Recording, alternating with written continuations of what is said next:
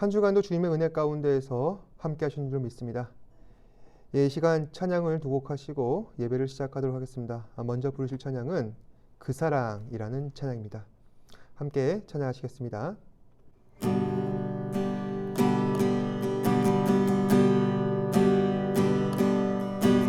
아버지 사랑 내가 노래해, 아버지 내가 노래해.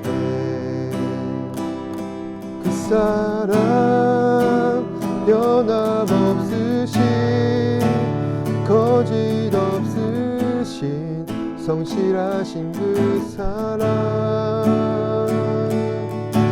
상한 갈대 꺾지 않으시는 꺼져가는 등불 끄지 않는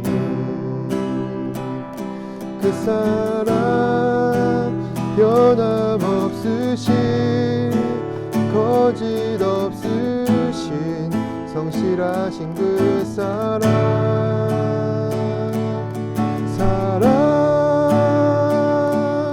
그 사랑 날 위해 죽으신, 날 위해 다시 사신 예수 그리스도, 다시 오실 그 사랑, 지금도 생명도 천사도 하늘의 어떤 것에도 끊을 수 없는 영원한 그 사랑 예수.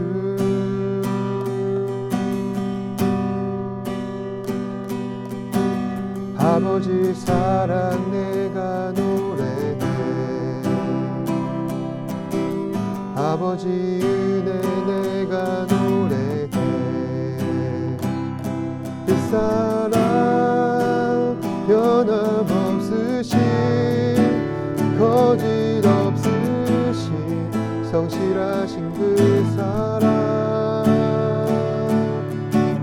상한 갈대 꺾지 않으시는 꺼져가는 등불 끄지 않는 그 사랑, 변함없으신 거짓 없으신 성실하신 그 사랑,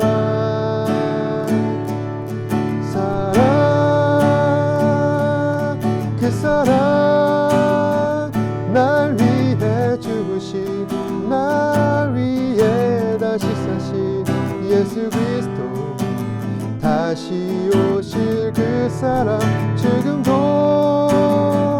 생명도 천사도 하늘의 어떤 것에도 끊을 수 없는 영원한 그 사랑 예수. 그 사랑 날 위해 죽으신, 날 위해 다시 사신 예수 그리스도, 다시 오실 그 사랑, 지금도 생명도 천사도 하늘의 어떤 것에도 끊을 수 없는 영원한 그 사랑 예수. 영원한 그 사랑 예수.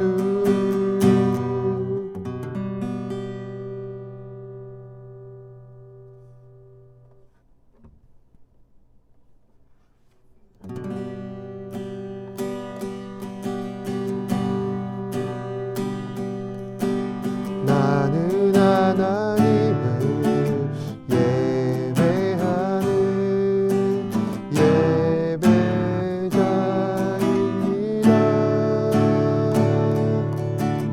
내가 서 있는 곳 어디서나 하나님을 예배합니다. 내 영혼 거룩한 은혜를 향하여, 내 마음 완전한 하나님 향하여, 이곳에서 바로 이 시간 하나님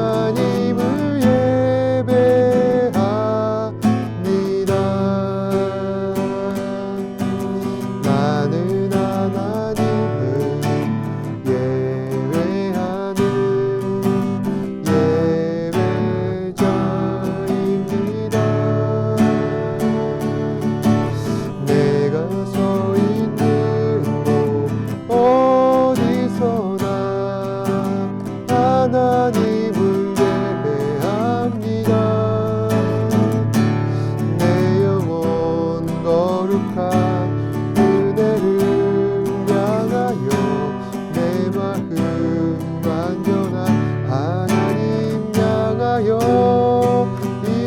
이곳에서 바로 이 시간 하나님을 예배합니다.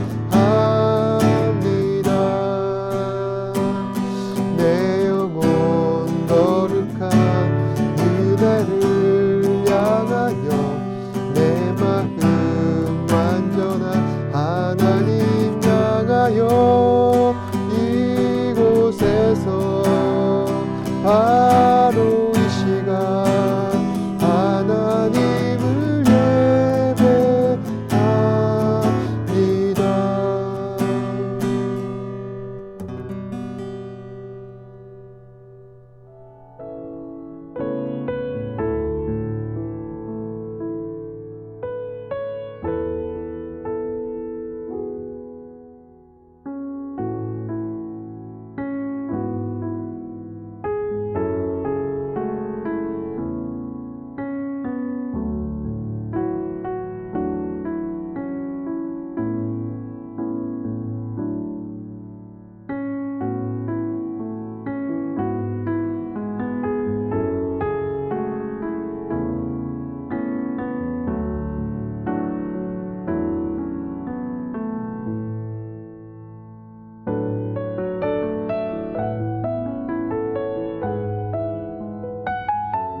The story of the Bible begins with God creating a beautiful world and then sharing it with all of his creatures. And he appoints Adam and Eve to rule it on his behalf. And God gives them access to his wisdom and life, but then tells them that there's one tree they can't eat from because it will lead to death. So they have a choice about how to rule with God. This kind of feels like a test. Well, that's because it is a test. But isn't that kind of cruel for God to test them? Well, not all tests are bad. Let's say there's a king who chooses you to fulfill a royal task because he wants to know if you are trustworthy. Well, I guess that's a test, but really it's an opportunity to do something important and noble. Right, but then let's say there's a rebel who hates the king and you. And he tries to convince you that you would be better off not doing what the king asks. Well, the rebel is setting a trap. Right, so a test could be an opportunity or a trap. And the difference is whether the one testing you has your best interests in mind. I see. And both types of tests appear in the beginning of the Bible. God tells them to eat of the tree of life and not the forbidden tree. Yeah, this is God's test of loyalty. God wants to rule the world with humans as his partners, which means they will need to trust his wisdom over their own. But then a rebel comes and tests them to eat of that other tree. Right, the rebel seizes this opportunity and twists it, so he can lead the humans into exile and ultimately death. He turns the test into a trap. But after the humans fail, God promises that one day a human will come who will pass the test and defeat the snake. And as the story moves on, God gives a couple named Abraham and Sarah an opportunity to trust him by leaving their family behind, to go to a new land where God will use them to restore his blessing to all people. So this is a test. And at first, things go well. But Abraham quickly fails. He lies to protect himself, and then he and Sarah scheme to get a son their own way by abusing one of their servants. Definitely not passing the test. But God doesn't give up on Abraham. He gives him one final opportunity, a test to prove his loyalty. God asks Abraham to go up onto a hill and offer his son as a sacrifice. I can't imagine a more intense test. And Abraham does it. But in the last moment, God stops him and provides a substitute animal in the place of his son. God then says he will fulfill his promise through Abraham's family because he passed this test. So Abraham passed this test, but he hasn't proven to be a fully trustworthy partner. We're still waiting for someone who can pass the ultimate test. Yeah, and as the family of Abraham grows and becomes a nation, God continues to test them. Like when the Israelites wander in the wilderness for 40 years. They have lots of opportunities to trust in God, to provide water or daily bread. But They instead blame God and even say that he trapped them in the desert to kill them. And so the rest of Israel's story in the Hebrew scriptures is pretty much the same. The Israelites don't trust in God and his promise. They're not loyal, and eventually the whole nation fails. So humans have an amazing opportunity to partner with God, but no one is really qualified.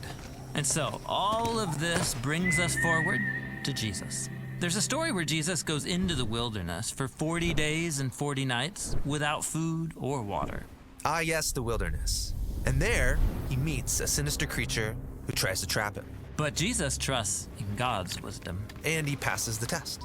Then later there's a story about Jesus going to pray with some friends, and God commissions him to go up to Jerusalem and to give up his life.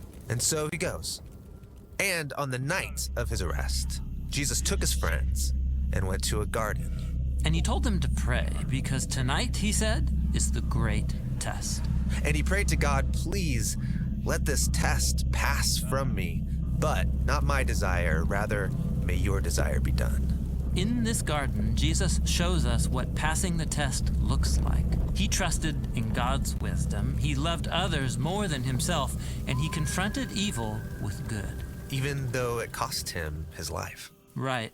Jesus offered his own life as a sacrifice to cover for all of the failed tests of his people Israel and of all humanity. Jesus passed the ultimate test on behalf of us all. This is amazing, but that doesn't mean everything is gonna be great in our lives. I mean, let's be honest, we're gonna face our own tests every day. Right. Jesus said every generation of his followers would have their own tests that will force them to trust God in radical new ways. And these tests can be difficult and often painful. But remember, a test from a good God is an opportunity. This is why James, a leader in the early Jesus movement, said that we should be grateful when we face tests and trials because they offer us a gift. It's an opportunity to surrender to God's wisdom and to become more like Jesus, the one who loved us and who passed the test on our behalf. 여러분께서는 SNS 자주 하시는 편이신가요? 저는 가끔 하는 편인데 페이스북, 인스타, 트위터, 유튜브 그 모든 계정들 다 갖고 있고 비록 활용 빈도는 적지만 가끔 지인들의 소식을 접하거나 소통하는데 이 SNS를 활용하고 있습니다. 그런데 최근 인스타에서 저는 이러한 해시태그를 우연히 발견하게 되었습니다. 해시태그하고 세상은 살만하다. 대체 어떤 사연들이 있는 것일까? 관심이 있어서 이 해시태그를 치고 연관 검색을 했더니 평범한 사람들의 따뜻한 미담을 확인할 수 있었습니다. 어떤 분이 닭발을 주문했는데 코로나 시국에 이 배달부가 수고가 많다고 그래서 홍삼 엑기스 몇 봉에 작은 손편지를 동봉하여서 집 밖 문고리에 걸어놓는 사람이 있는가 하면 또 이런 사람도 있습니다. 아래층 사는 어떤 사람이 문 앞에 과일이나 그리고 작은 쪽지를 놓고 갔는데 아마 윗집에 사는 사람이 아이가 있어서 층간소음에 문제가 있었던 것 같습니다. 그런데 아래층 사람은 거기에 대해서 전혀 화내지도 않고 그 앞에다가 이런 쪽지와 함께 과일 한 상자를 놓았습니다. 그 쪽지에는 이런 글귀가 적혀 있었습니다. 아이가 뛰어노는 건 너무나 당연하죠. 저희는 괜찮으니까 마음껏 놀게 해주시고 이 과일 맛있게 드세요. 이러한 소소한 미담들을 듣다 보면은 저는 이런 생각을 하게 됩니다. 그래, 아직 세상은 살만하다. 그런데 조금 다른 관점에서 생각을 해보면은 우리가 이런 생각을 하게 되는 배경은 무엇 때문인가? 그만큼 세상이 괴롭고 힘들기 때문에 이런 미담조차 고맙고 감사하게 느껴지는 것은 아닐까? 실제로 여전히 세상에는 갑질이 존재하고 갈등이 발생하며 서로 이유 없이 혐오하는 일들이 벌어지고 있습니다. 참 안타깝습니다. 그래서 저는 의문이 듭니다. 어쩌다 세상이 이렇게 되었을까? 우리는 성경을 읽다 보면 하나님께서 세상을 창조하신 본래 의도와 목적이 선하고 좋았다라는 사실을 깨닫게 됩니다. 그런데 우리가 살아가고 있는 이 세상은 하나님께서 의도하신 대로 그다지 선한 것 같지도 않고 좋아 보이지도 않습니다. 대체 세상이 왜 이렇게 되었을까? 왜 이렇게까지 망가져 버렸을까? 부패하고 타락한 세상의 현실을 바라보면서 어떤 사람들은 하나님의 존재를 의심하기까지 합니다. 그래서 이런 주장을 하는 것이죠. 하나님은 선하지 않든가 아니면 무능하든가 둘 중에 하나다. 하나님께서 선하신 분이신데 그럼에도 세상에 악이 여전히 존재한다면 하나님 그분은 악을 이기거나 다스릴 능력이 없는 것이 아닌가. 또 만약에 하나님께서 전능하신 분이시라면 그는 아마도 충분히 악을 막으실 능력이 있으실 것이다. 그럼에도 이 세상 가운데 악이 횡행하는 것을 내버려 두신다면 그것은 하나님께서 선하지 않다는 것을 입증하는 것은 아닌가. 이러한 주장들은 충분한 설득력이 있어 보입니다. 하지만 조금만 깊이 생각해 보시면은 이것은 우리의 완벽한 오해라는 사실을 깨닫게 됩니다. 예를 들어 봅시다. 어떤 사람이 범죄하여서 감옥에 들어가게 되었습니다. 그런데 이 사람은 감옥에서의 생활이 고달팠던 것 같습니다. 같은 감방에 갇힌 사람들에게 괴롭힘당하고 힘든 생활이 지속되자 그것을 견디다 못해 재판장에게 탄원서를 보내면서 자신을 좀 빨리 풀어달라고 간청하는 것이죠. 그러면 당연히 어떻게 됩니까? 재판장은 그 얘기 들어주지 않습니다. 자, 어떻습니까? 수감자의 탄원을 들어주지 않는다고 재판장은 존재하지 않는 것일까요? 그럴 리가 없습니다. 분명히 재판장은 존재합니다. 그런데 중요한 것은 수감자는 자신에게 정해진 형기를 반드시 맞춰야 하고 재판장은 굳이 이 수감자의 간청을 들어줄 필요가 없다는 것입니다. 따라서 이 수감자가 처하고 있는 고통스러운 상황은 오히려 재판장의 존재를 증명하는 것이라 할 수 있습니다. 하나님께서도 마찬가지입니다. 우리는 살면서 여러 가지 고난과 어려움을 당하기도 하지만 그 사실 자체가 하나님의 존재를 부인하고 있지는 않습니다. 아무리 세상이 악하고 또 부조리하다 할지라도 하나님의 존재와 전능하심과 영광은 결코 변하지 않습니다. 그러면 우리는 이 세상의 타락을 어떻게 해석하고 또 납득해야 할까요?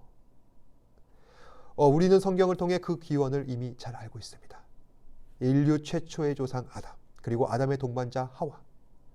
이 두 사람이 범한 죄로 말미암아 세상에는 죄가 유입되었고 죄로 말미암아 세상은 타락하였으며 결국 바이러스처럼 번진 죄가 이 세상을 변질시켰습니다.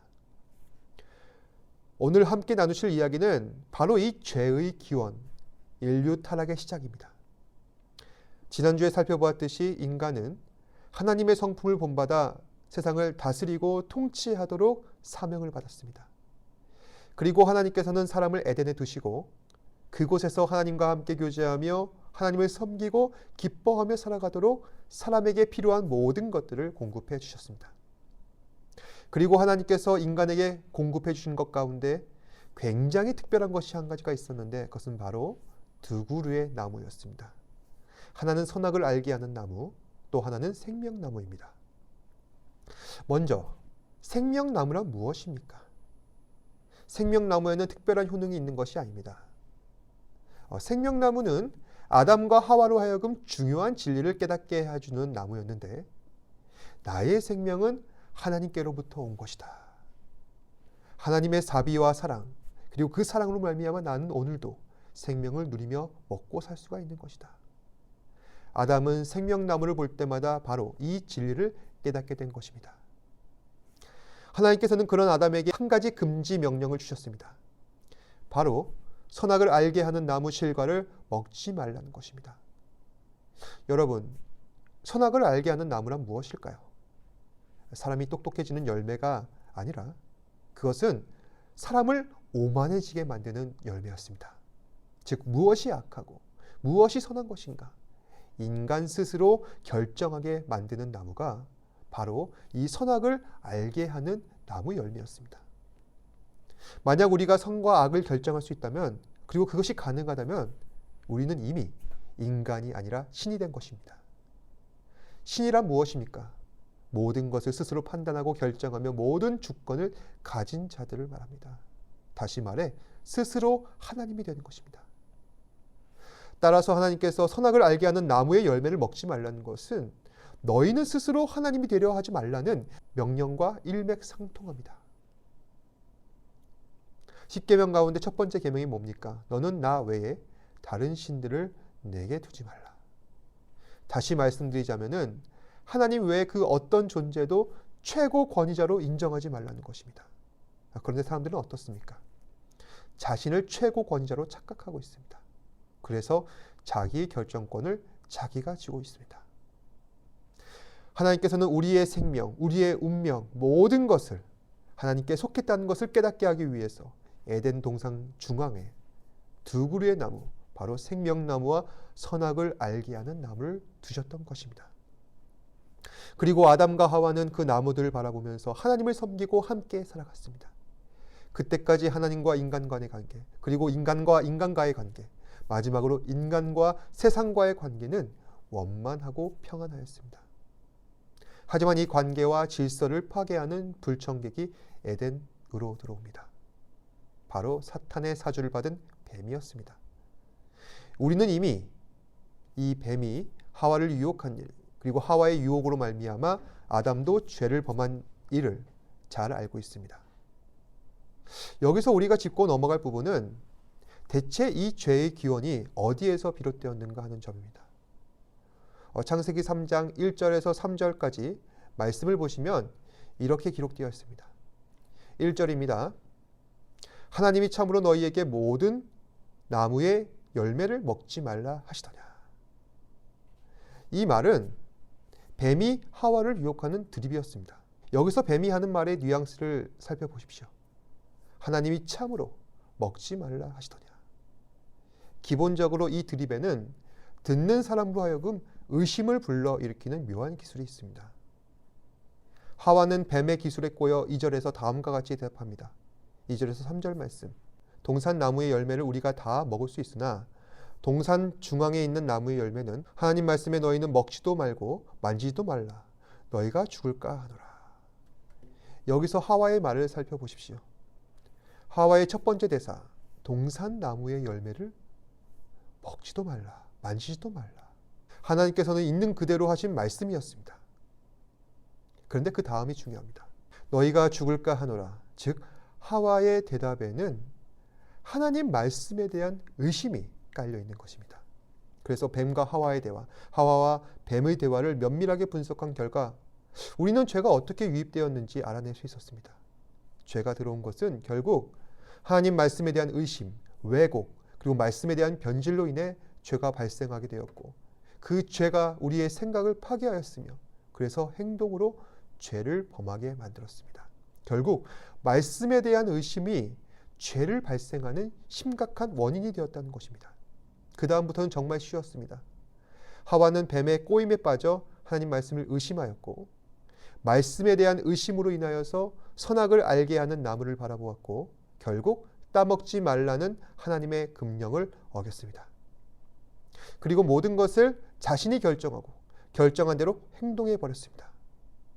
그로 인해 초래된 최초의 오염은 바로 탐욕입니다. 본래 선악을 알게 하는 나무는 인간의 분수를 넘어서는 것입니다. 그런데 인간은 그 금도를 깼습니다. 인간은 선악을 알게 하는 나무를 탐했기 때문입니다. 그리고 이로 인해서 남녀 간의 순종의 순서도 바뀌어 버렸습니다. 하나님께서는 아담에게 하와를 주실 때 그 질서를 명백히 하셨는데 먼저 하와는 아담의 말에 순종하고 그런 뒤 아담은 하와의 말에 순종하여라. 그런데 선악을 알게 하는 나무 사건에서 그 역순이 발생해 버린 것입니다. 하와는 아담에게 나무 실과를 줍니다. 아담은 하와의 명령을 따라 그녀가 건넨 과일을 의심 없이 먹습니다.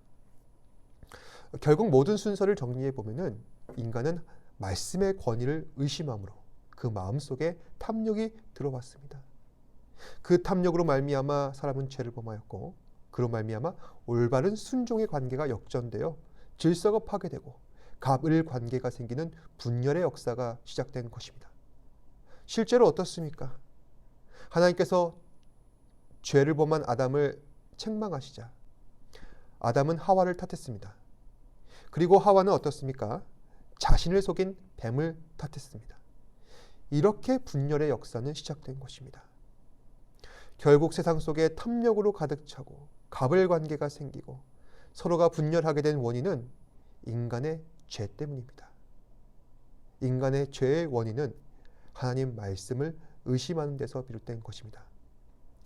말씀을 마치겠습니다. 사람의 죄는 어디에서 비롯되었는가? 그 원인은 너무나도 간단합니다. 하나님 말씀을 의심하는 데서부터 시작된 것입니다. 하나님께서 말씀으로 모든 만물을 만드시고 창조하셨는데 인간은 하나님 말씀을 의심하여 하나님께서 만드신 모든 피조세계를 어지럽히게 되었다는 것. 너무나도 아이러니하지 않습니까? 그런데 슬프지만 이것이 우리의 현실입니다. 그럼 우리의 이 슬픈 현실, 죄로 인해 오염되어가는 세상, 변질되어가는 세상을 바르게 변화시키려면 어떻게 해야 합니까? 하나님 말씀에 순종해야 합니다. 하나님 말씀을 굳게 믿고 의심치 않고 세상 가운데 말씀으로 살아가는 그러한 사람의 바른 본을 보여야 합니다. 저는 우리가 세상 속에서 참 생명나무가 되었으면 좋겠습니다. 그래서 세상이 우리를 바라볼 때 하나님 말씀에 순종하는 것이 참 복의 근원이요 생명이 여기에서 나타나는 것이구나. 이번 한 주간도 말씀에 순종함으로 말미암아 세상을 바르게 선도하는 생명나무가 되시는 저와 여러분이 되셨으면 좋겠습니다. 함께 기도하겠습니다. 고맙고 사랑이 많으신 아버지 하나님 감사합니다. 오늘도 말씀을 통하여서 이 땅에 죄가 유입되고 죄가 유입됨을 말미암아 어떻게 세상이 변질되었는지 그 원인을 살펴보았습니다. 우리가 죄로 인하여서 이토록 고통받는 것은 하나님 말씀에 불순종하였기 때문입니다. 그리고 그 말씀에 불순종하게 된 원인은 바로 하나님 말씀을 의심하였기 때문입니다. 우리가 세상을 살아가는 데 있어서 많은 사람들이 하나님 말씀을 의심하고 또한 그 말씀을 변질하여서 하나님과 대적하고 하나님께서 세운 이 질서를 파괴하는 경우가 많이 발견하게 됩니다. 그럴 때마다 우리는 순종하는 것이 얼마나 귀하고 복된 일인지 다시 한 번 더 명심하게 됩니다. 주님, 우리가 살아가는 이 세상 가운데에서 정말 말씀에 순종을 말미암아 주님 앞에 영광을 돌릴 수 있는 우리 지체들 되게 하여 주시옵소서.